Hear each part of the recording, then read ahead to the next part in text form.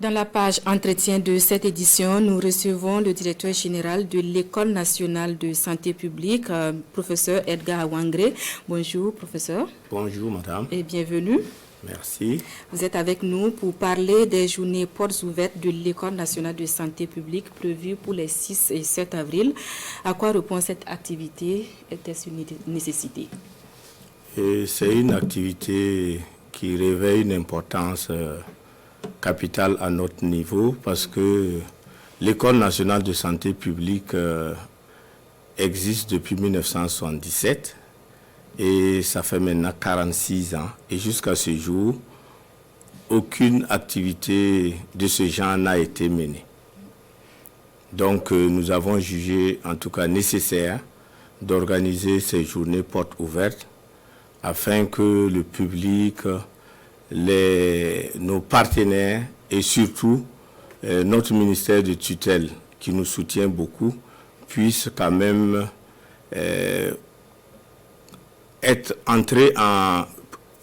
pour que notre ministère puisse en tout cas savoir ce que nous faisons au niveau de l'École nationale de santé publique. Alors, ces journées commencent demain, je le disais tantôt. Alors, était-ce indiqué quand on sait que des étudiants se plaignent déjà d'un retard accusé dans le démarrage des activités académiques? C'était nécessaire parce que la rentrée des nouveaux étudiants a déjà été faite il y a 2 semaines. Les anciens étudiants sont rentrés depuis le mois de septembre et nous n'avons pas choisi ces dates au hasard parce que en réalité le 7 avril correspond à la journée internationale de l'infirmier. Et comme nous sommes une école de formation de personnel paramédical et sage-femme, c'est pour cela que nous avons choisi ces dates. Alors, quel sera le menu de ces journées portes ouvertes là, monsieur le DG? Et beaucoup d'activités sont prévues. Il y a d'abord des conférences que nous allons faire. D'abord, une conférence sur l'universitarisation qui est en cours au niveau de l'École nationale de santé publique. Et vous savez aussi que la situation de notre pays, avec l'insécurité, la pratique des soins devient de plus en plus difficile. Nous allons organiser un don de sang en utilisant les élèves et les étudiants de l'École nationale de santé publique. Mais l'activité phare, ça fait déjà 46 ans que l'NSP existe, c'est de pouvoir reconnaître ceux qui ont porté le flambeau de l'NSP haut depuis 1977.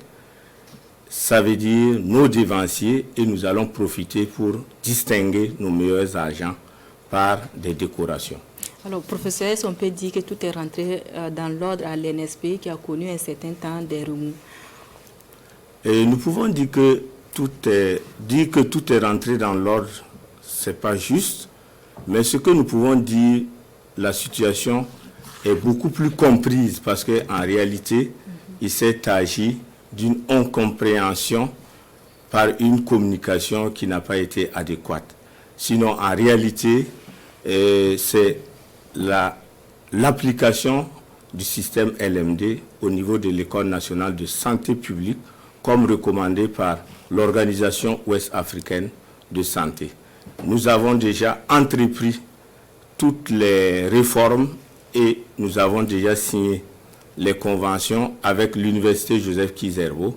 Il reste à parfaire les conventions spécifiques avec les différentes structures de formation des médecins, c'est-à-dire qu'avec l'UFR-SDS, l'INSA de Bobo et la faculté de médecine de Wayugia.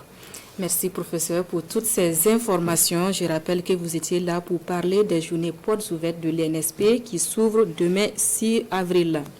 Vous restez avec nous pour la suite de cette édition et nous